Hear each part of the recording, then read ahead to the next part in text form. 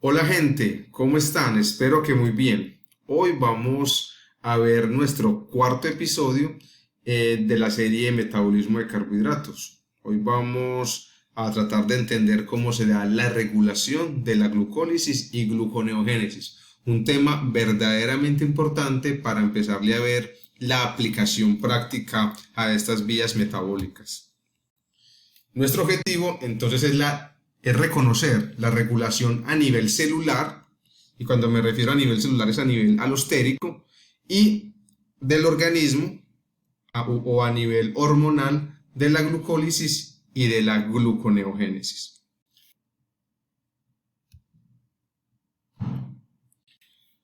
Ahora, esta regulación es importante porque adapta la velocidad de la vía a las necesidades de la célula. Si se requieren en un momento determinado altas cantidades de energía, entonces la vía de la glucólisis se da de una manera más rápida.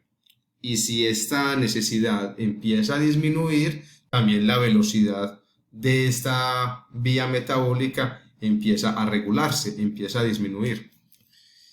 Evita que las vías de síntesis y degradación estén activas a la vez. En una célula, en una misma célula, nunca van a estar activas la glucólisis y la gluconeogénesis. Está una o está la otra activa, porque la glucólisis se realiza para producir energía, pero cuando ya hay una energía en exceso, cuando ya hay moléculas energéticas en exceso, lo que se hace es producir glucosa. Recordemos que la gluconeogénesis se da en el hígado, que lo que hace el hígado es producir glucosa, no se da la glucólisis allí. Y tercero, esta regulación se realiza a través de enzimas alostéricas. Muchas de las enzimas que trabajan durante la glucólisis y gluconeogénesis modifican su actividad catalítica a través del alosterismo, que eso es lo que vamos a ver ahora en este video. Y hay dos hormonas que regulan la activación o inhibición de estas dos vías metabólicas, y estas dos hormonas principales, porque el organismo es complejo y actúan otras moléculas, pero dos hormonas principales en la activación e inhibición de estas vías metabólicas es la insulina y el glucagón.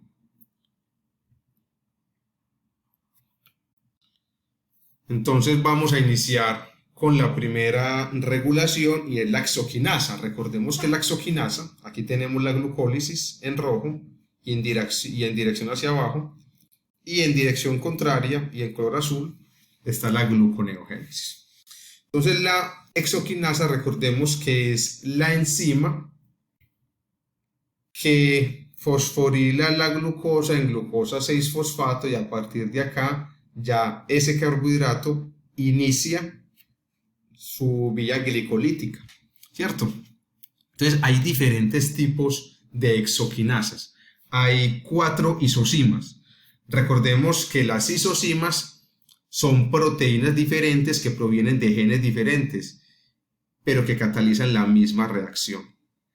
La exoquinasa 1, 2 y 3 se encuentran en la gran mayoría de las células, por no decir todas, pero la exoquinasa 2, por ejemplo, predomina en los miocitos, y la exoquinasa 4 se encuentra en el hígado.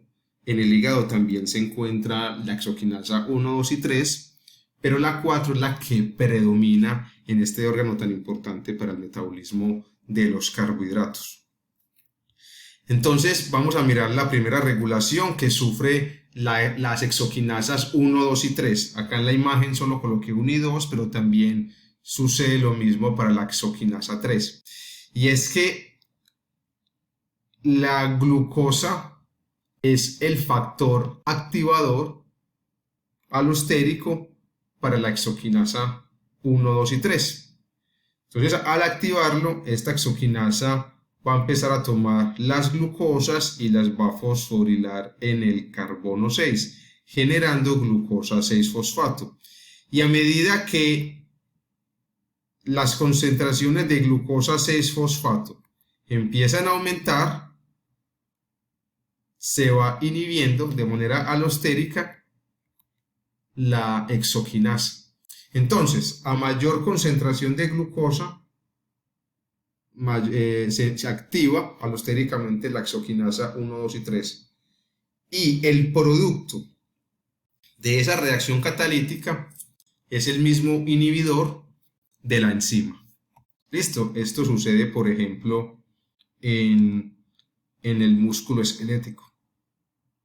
Ahora, en el hígado, la regulación de la exoquinasa va a ser distinta. Como les comentaba, la exoquinasa predominante en este órgano es la 4 o la también llamada glucoquinasa.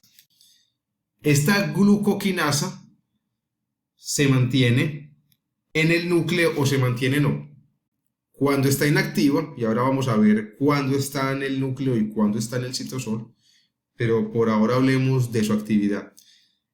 En su forma inactiva se encuentra unida a una proteína reguladora en el núcleo de la célula. Estamos hablando, por ejemplo, acá de un hepatocito. Entonces aquí se encuentra la proteína reguladora unida a la exoquinasa 4 en el núcleo y allí está inactiva. Recordemos, como se los mencioné en el video del episodio 3, la glucólisis se da en el citoplasma. Entonces aquí no puede actuar la exoquinasa 4. Cuando los niveles de glucosa aumentan, recordemos que en el hígado, al igual que en el páncreas, se encuentran la proteína transportadora GLUT2 y recordemos que en esta proteína transportadora se encuentra siempre expresada en membrana plasmática.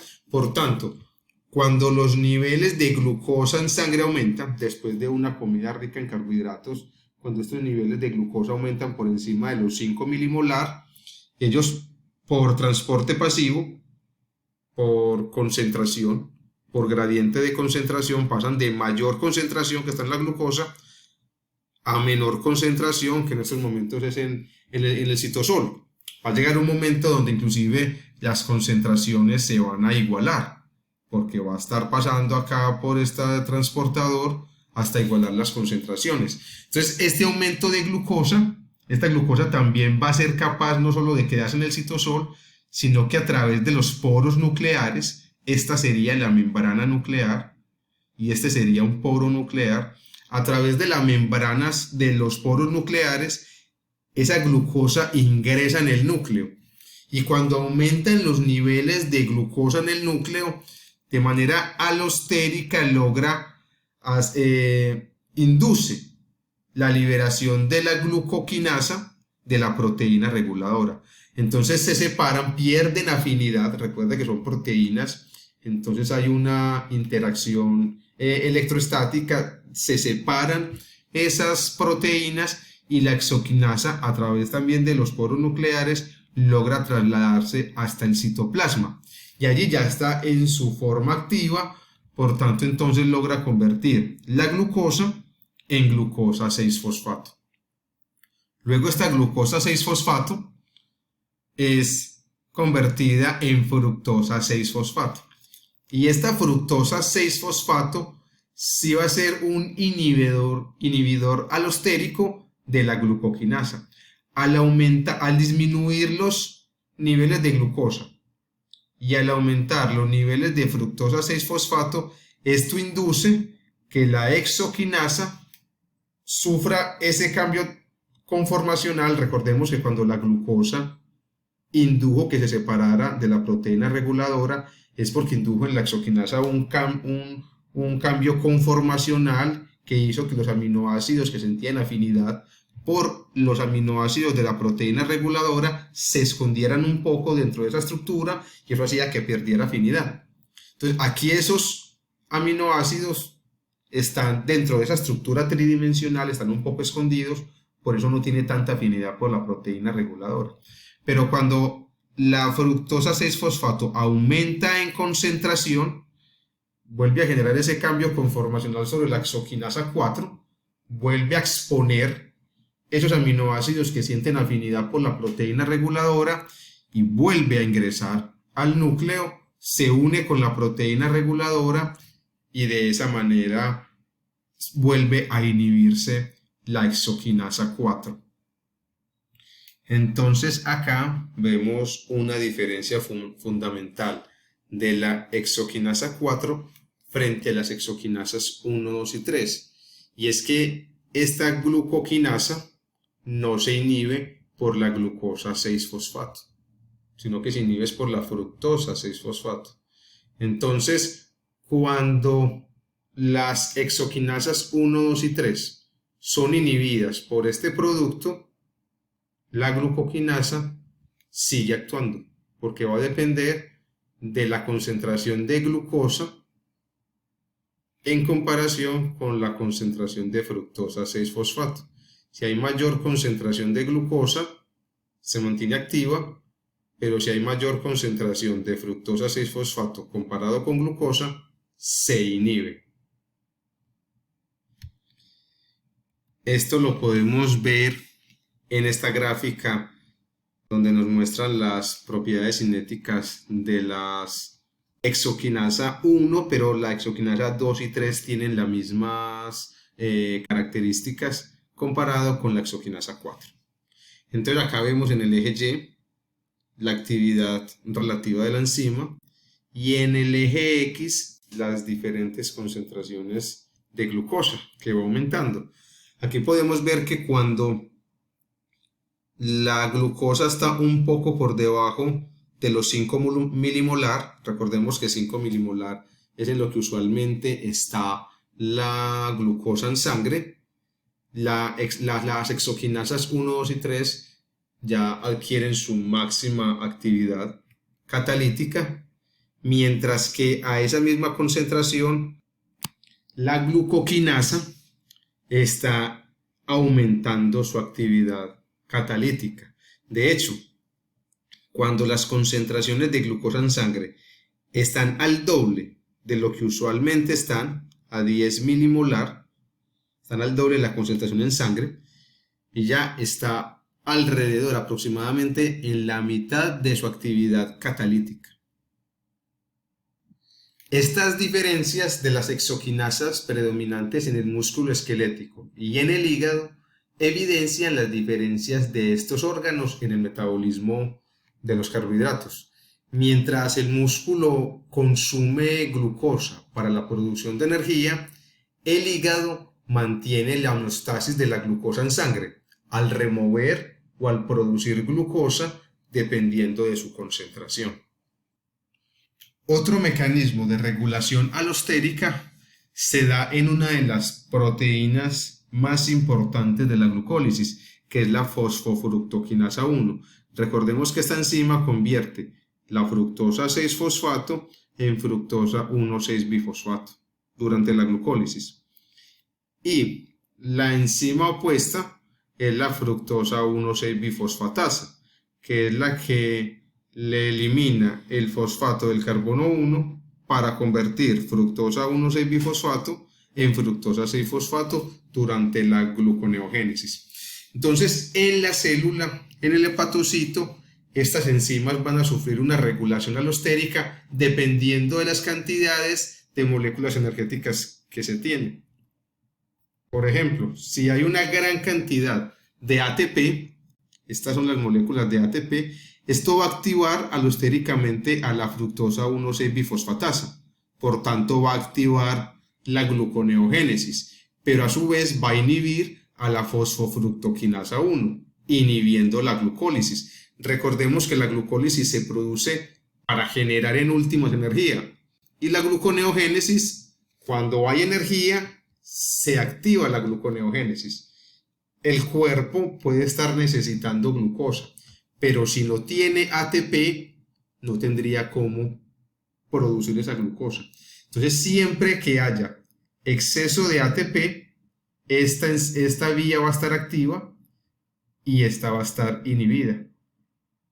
Entonces, mientras se va activando esta vía y se van generando glucosas en el hígado, y mientras se van realizando otras vías metabólicas, estos ATP se van a ir disminuyendo y van a ir aumentando las concentraciones de ADP. Recordemos que el ATP tiene 3 fosfatos.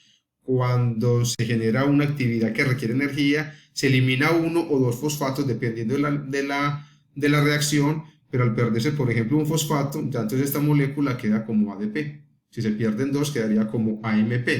Entonces, cuando empiezan a aumentar los niveles de ADP o de AMP, la fosfofructoquinasa 1 empieza a activarse de manera alostérica y la fructosa 1,6-bifosfatasa empieza también a inhibirse de manera alostérica. Allí cada vez empieza a activar más la fosfofructoquinasa 1 y llega un momento donde esta fosfofructoquinasa 1 se activa por la mayor concentración de ADP y la fructosa 1,6-bifosfatasa se inhibe y por tanto también se inhibe la gluconeogénesis. En esta gráfica podemos ver la actividad de la fosfofructoquinasa 1 en presencia de baja concentración de ATP o de alta concentración de ATP, y esto lo podemos comparar con la afinidad hacia su sustrato.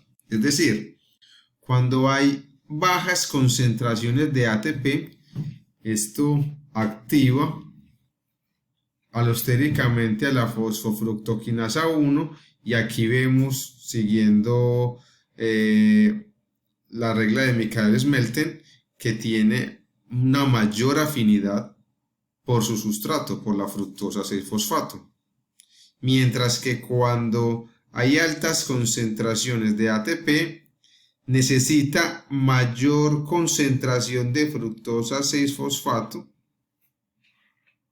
para realizar su actividad. Hay una menor afinidad de la enzima por su sustrato.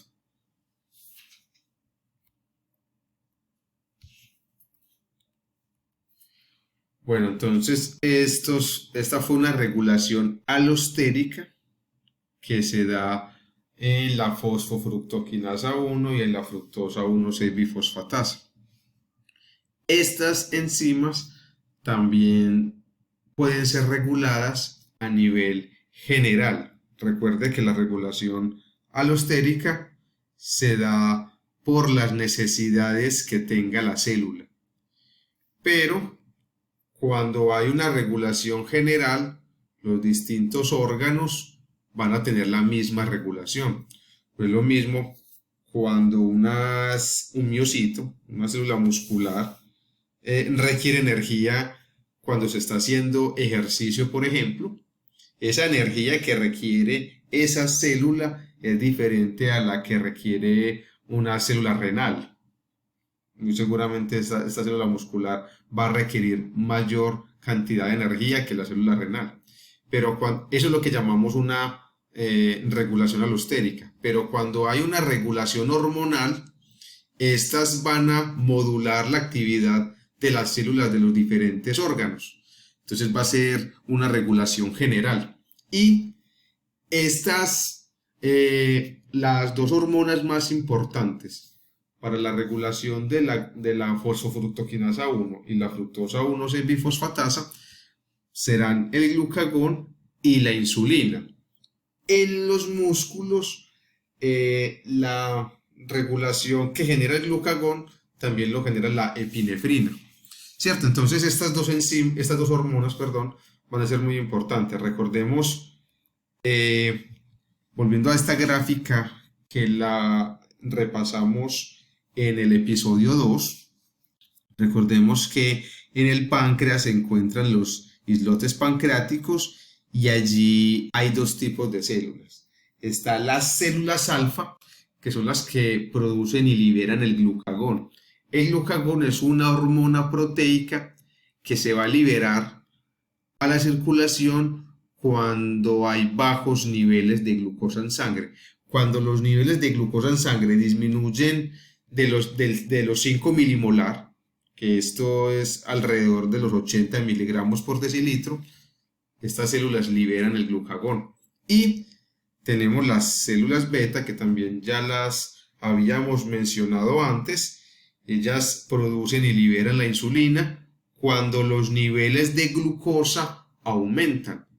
Cuando estos niveles aumentan por encima de los 50 milimolar o de los 80 miligramos por decilitro, se libera la insulina. Entonces, el glucagón se va a liberar, por ejemplo, cuando hay un tiempo de ayuno largo. Se tuvo una cena, por ejemplo, a las 6, 7 de la noche y luego se levanta al siguiente día a las 6 de la mañana mientras se arregla, se baña y desayuna, son las 7 de la mañana, allá tuvo 12 horas de ayuno. Durante esa noche, las células del cuerpo siguieron con sus funciones fisiológicas básicas y para esto requerían energía, por lo cual fueron tomando la glucosa de la sangre para poder suplir con sus necesidades básicas y fueron disminuyendo esas concentraciones de glucosa en sangre. Entonces, muy seguramente a las 6:30 de la mañana, esos niveles de glucosa en sangre estaban ya disminuidos y se estaba empezando a liberar el glucagón. Y las células beta, como ya lo hemos repasado en los episodios anteriores, liberan la insulina cuando por ejemplo, se consume alimentos ricos en carbohidratos. Estos aumentan los niveles de glucosa y se libera la insulina. El glucagón también se puede liberar, por ejemplo, cuando se hace ejercicio. Durante el ejercicio físico, entonces se requiere una mayor cantidad de energía. Para eso se agotan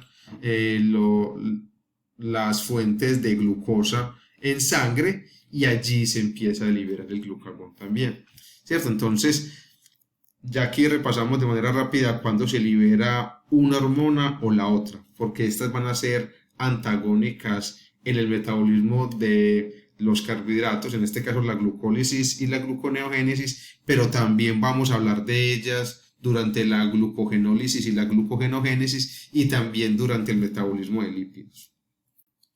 Entonces vamos a mirar cuál es la acción del glucagón o la epinefrina en las células musculares. Entonces, cuando los niveles de glucosa disminuyen en sangre, se libera el glucagón y el glucagón a través de la circulación va a llegar a las diferentes células del organismo. Todas las células del organismo tienen los receptores acoplados a proteína G. Esta es la membrana celular y estas son las proteínas, esta es membrana, entre ellos el receptor acoplado a proteína G, y acá tenemos la adenilato ciclasa, que es otra proteína transmembrana. Acá tenemos la capa externa de la membrana, la capa interna, y en la capa interna se encuentra la proteína G. Esa proteína G, que es esta de acá, se encuentra formada por dos subunidades, la subunidad alfa y la subunidad beta. Ella normalmente se encuentra, cuando está inactiva, no se encuentra unida acá al receptor, se encuentra acá en la capa interna de la membrana.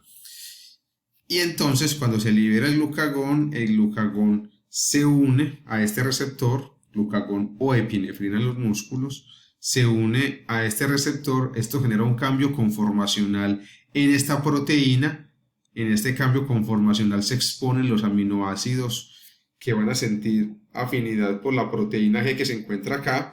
Esa proteína G se traslada a través de la membrana plasmática, se une al receptor y al unirse al receptor también se genera en ella un cambio conformacional que hace que se liberen las dos subunidades. Y esta subunidad alfa empieza a exponer unos aminoácidos que sienten afinidad por la adenilato ciclasa. Entonces se traslada y se une a la adenilato ciclasa. Esta enzima se activa. ¿Y cómo se activa? Así suena repetitivo, pero es lo que sucede a través de un cambio conformacional que expone entonces los aminoácidos catalíticos, y de esta manera empieza a transformar ATP en AMP cíclico. Este AMP cíclico, acá tenemos el ATP. Recordemos que entonces los fosfatos están unidos al carbono 5. lo que hace la adenilato ciclasa es eliminar estos dos fosfatos y unir el fosfato restante también al carbono 3, así como lo vemos acá. Entonces acá tenemos AMP, adenil monofosfato, ya tiene un solo fosfato, y cíclico por este anillo que está formando acá el fosfato entre el carbono 5 y el carbono 3. Entonces se empiezan a aumentar los niveles de AMP cíclico en citoplasma, y en citoplasma se encuentra una proteína muy importante en todas estas vías metabólicas de las biomoléculas, que es la proteinquinasa A. Esta proteinquinasa A o pKa se encuentra conformada por dos unidades catalíticas y dos unidades reguladoras. Cuando están unidas, la proteína está inactiva. Las unidades reguladoras tienen dos, a su vez cada una tiene dos sitios de unión para el AMP cíclico. Entonces, cuando la adenilato ciclasa empieza a aumentar los niveles de AMP cíclico, este AMP cíclico se une a las unidades reguladoras, genera un cambio conformacional que esconde los aminoácidos que sienten afinidad por las unidades catalíticas. Estas unidades catalíticas se liberan y se activan. Entonces, el mensaje que yo quiero que tengan hasta el momento es que cuando disminuyen los niveles de glucosa en sangre, se libera el glucagón y a través del glucagón se activa la proteinquinasa A. Lo contrario es cuando los niveles de glucosa en sangre aumentan. Cuando estos aumentan, ya lo hemos revisado en los episodios anteriores, se libera la insulina se une a receptores tirosinquinasa que activan esta vía de señalización, que a su vez conlleva a que los GLUT4 se expresen en membrana plasmática, pero a su vez la proteinquinasa B, que es esta AKT, también va a activar a la proteína fosfatasa citosólica. Adiciono este signo de interrogación porque realmente todavía desconocemos a profundidad cómo es que a partir de la activación de la proteína quinasa B se activa la proteína fosfatasa. Pero también el mensaje que quiero que tengamos hasta el momento es que cuando aumentan los niveles de glucosa en sangre, se libera la insulina y a través de la insulina se va a activar la proteína fosfatasa citosólica. ¿Listo? Entonces, a partir de la proteinquinasa A, que se activa a través del glucagón, y a través de la proteína fosfatasa citosólica, que se activa a través de la insulina, se van a modular las proteínas fosfofructoquinasa 1 y la fructosa 1,6-bifosfatasa. ¿Y cómo se van a modular estas enzimas? A partir de una nueva enzima que no hemos visto hasta el momento, que no hace parte de la glucólisis, pero que a su vez va a modular estas vías metabólicas, que es la fosfofructoquinasa 2, fructosa bifosfatasa 2. Esta enzima es esta que está acá en este dibujo. Entonces, esta enzima tiene un dominio catalítico que es quinasa, y entonces va a fosforilar en el carbono 2 de la fructosa, ahora mencionamos bien cuál fructosa, y tiene un dominio con un sitio catalítico que es una fosfatasa, que elimina el fosfato de ese carbono 2 de esa fructosa. Entonces, cuando esta enzima está fosforilada, la función que tiene activa es la función fosfatasa. Y cuando esta enzima está defosforilada, la función que tiene activa es la función quinasa. Entonces, cuando empecemos con la insulina, cuando los niveles de glucosa en sangre aumentan, se libera la insulina. La insulina induce la activación de la proteína fosfatasa citosólica y, como su nombre lo dice, es fosfatasa. Esa proteína fosfatasa va a eliminar este fosfato de la fosfofructoquinasa 2, fructosa bifosfatasa 2. Y al eliminar ese fosfato, se activa la función quinasa. Y esta enzima, entonces, ¿qué es lo que va a hacer? Recordemos, aumentaron los niveles de glucosa en sangre. Esa glucosa entró a la célula. Vamos a colocar el ejemplo que es un hepatocito.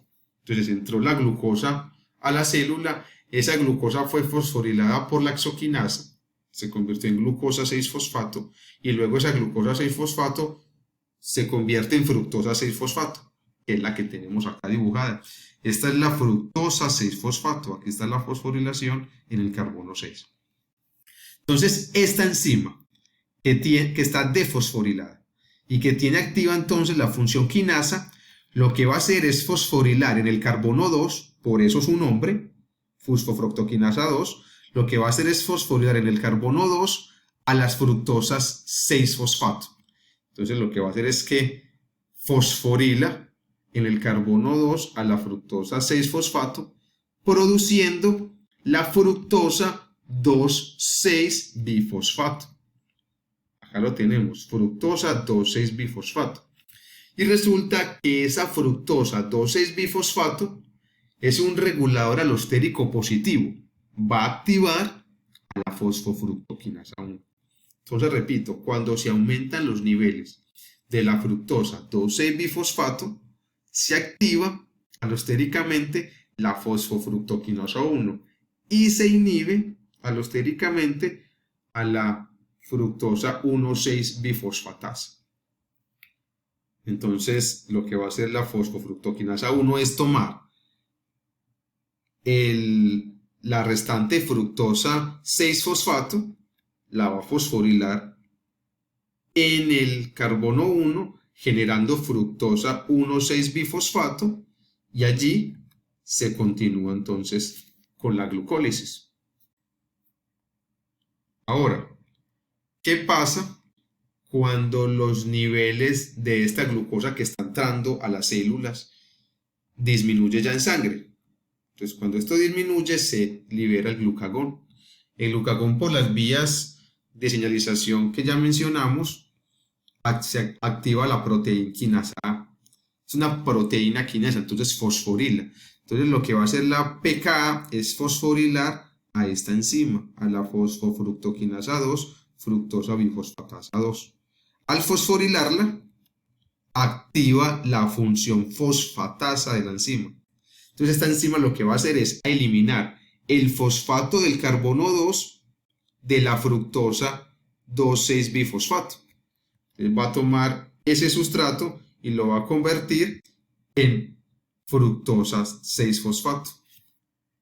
Entonces esto, al disminuir las concentraciones de fructosa 2,6-bifosfato, lo que se hace es que se inhibe alostéricamente a la fosfofructoquinasa 1 y se activa la fructosa 1,6-bifosfato. Esto entonces va a inhibir la glucólisis y va a activar la gluconeogénesis. Esta es tal vez la regulación más importante que tenemos en estas vías metabólicas.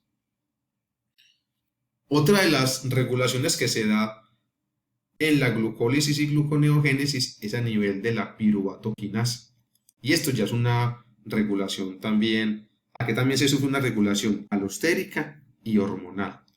A nivel alostérico, cuando hay altas concentraciones de ATP, entonces se va a activar la piruvato carboxilasa y se va a activar la gluconeogénesis. Pero cuando y estas altas concentraciones de ATP inhiben a la piruvatoquinasa, inhibiendo la glucólisis. Pero cuando aumentan los niveles de ADP o AMP, se activa la piruvatoquinasa y se inhibe a la piruvato carboxilasa. ¿Cierto? Asimismo, otros reguladores diferentes al ATP van a activar o a inhibir la piruvatoquinasa. Por ejemplo, el acetil-CoA o los ácidos grasos de cadena larga, o incluso algunos aminoácidos que son sinónimos de fuentes de energía, cuando están en altas concentraciones van a inhibir a la piruvatoquinasa. Por el contrario, entonces, la fructosa 1,6-bifosfato o altas concentraciones de ADP o AMP van a activar a la piruvatoquinasa. Hay dos tipos de piruvatoquinasa. está la isoforma L, que es la que se encuentra en el hígado, y la isoforma M, que es la que se encuentra en los miocitos. La isoforma L, además, o sea, la piruvato quinasa que se encuentra en el hígado, tiene una regulación adicional, que es una regulación a nivel hormonal. Entonces, cuando hay bajos niveles de glucosa en sangre, se liberó ese glucagón. Ese glucagón, ya les mencioné que activa la proteína quinasa A, y esa proteína quinasa A, aparte de fosforilar, como lo vimos anteriormente, a la fosfofructoquinasa 2, fructosa 2 bifosfatasa, también va a fosforilar a la piruvato quinasa. Cuando la fosforila, la inhibe. Entonces, y al inhibirla, inhibe también la glucólisis. Contrario es que cuando cuando aumentan los niveles de glucosa en sangre, se activa la proteína fosfatasa, esta defosforila a la piruvato quinasa y la activa. Y esto entonces también demuestra las diferentes funciones tanto del músculo como del hígado. ¿Esto qué va a permitir? Esta regulación hormonal, ¿qué va a permitir? En los próximos episodios vamos a ver el glucógeno. Y el glucógeno va a ser una reserva energética que va a estar en el hígado y en las células musculares. Y cuando bajen los niveles de glucosa en sangre, por ejemplo, durante los ayunos, lo que hace el hígado es degradar este glucógeno y liberarlo a la sangre para que las demás células tengan acceso a glucosa. Diferente al músculo, que el músculo, esa glucosa a partir del glucógeno muscular es para su propio uso. Entonces acá podemos ver esa diferencia de las funciones de estos órganos, tanto del músculo como del hígado. ¿Qué pasa? Cuando hay bajos niveles de glucosa en sangre, en el hígado esa piruvato quinasa se inactiva. ¿Y se inactiva para qué? Se va a dar glucogenólisis, es decir, se degrada el glucógeno y esa glucosa no se va a utilizar para la glucólisis en el hígado, sino que se va a liberar a la sangre para que las demás células puedan utilizar esa glucosa. Y esto se da por esa inactivación de la piruvato quinasa. Diferente a la piruvato quinasa del músculo, por ejemplo, que también tiene su glucógeno, lo degrada, pero él no va a liberar esas glucosas, lo va a utilizar para glucólisis. Por eso esa piruvato quinasa M no tiene esa regulación generada por el glucagón. Bueno, gente, hasta aquí el video de hoy. Espero hayan aprendido mucho sobre la regulación de la glucólisis y gluconeogénesis. Para mí es de la parte más importante para entender estas vías metabólicas. Todas las imágenes fueron obtenidas del libro de Leninger y la información que les di fueron obtenidas de estos dos libros. Si les gustó el video y si aprendieron, les voy a pedir el favor que nos den like al video, lo comenten, nos sigan en nuestras diferentes redes sociales, lo compartan con sus amigos y nos vemos ya en la última parte de esta serie de metabolismo de carbohidratos con el metabolismo del glucógeno. Un abrazo y nos vemos en nuestro próximo video.